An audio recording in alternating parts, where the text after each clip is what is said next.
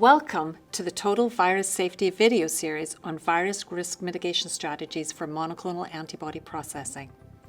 In this video series, our virus testing experts will discuss the concepts of virus prevention, detection, and removal as they relate to risk mitigation and virus safety for your processes. These concepts are invaluable for guiding risk analyses, can justify the rationale for the entire process, and integrate both upstream and downstream operations to assure the safety of biologics for human use. The first step in total virus safety is understanding the risk of virus entry into the system from cells, raw materials, personnel, and the environment. The next step, implement strategies to reduce risk. The likelihood of introducing virus contamination into upstream operations is substantially reduced by using well-characterized supplements and chemically defined cell culture media, high-temperature short-time or HTST treated materials, as well as virus-resistant cell lines and bioreactor barrier technologies.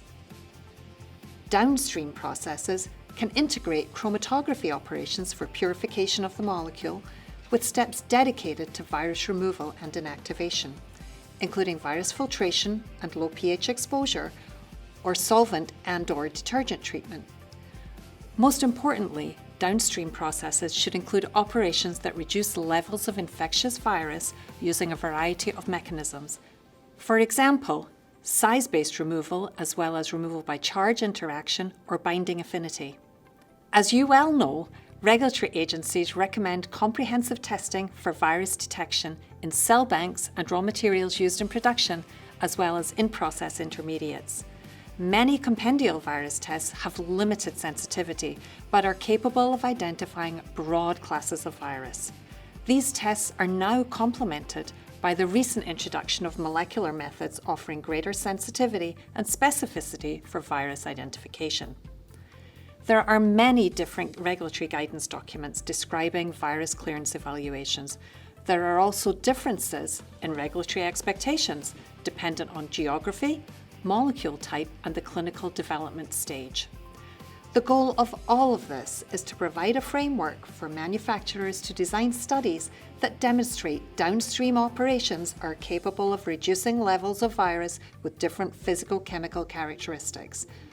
Such small-scale studies should be representative of large-scale manufacturing operations in terms of both processing conditions and loading. Many biomanufacturers work with partners who bring specialized knowledge of upstream and downstream operations, as well as testing capabilities for executing customized virus testing programs. Virus safety assurance for biologics is complex and changing rapidly as new technologies and approaches are implemented. With these changes come greater awareness of risk and increased expectations for mitigation strategies to minimize potential impact on clinical supply. Thank you for watching this video on total virus safety. For additional insights, please review our other videos in the series focusing on prevent, detect, and remove strategies.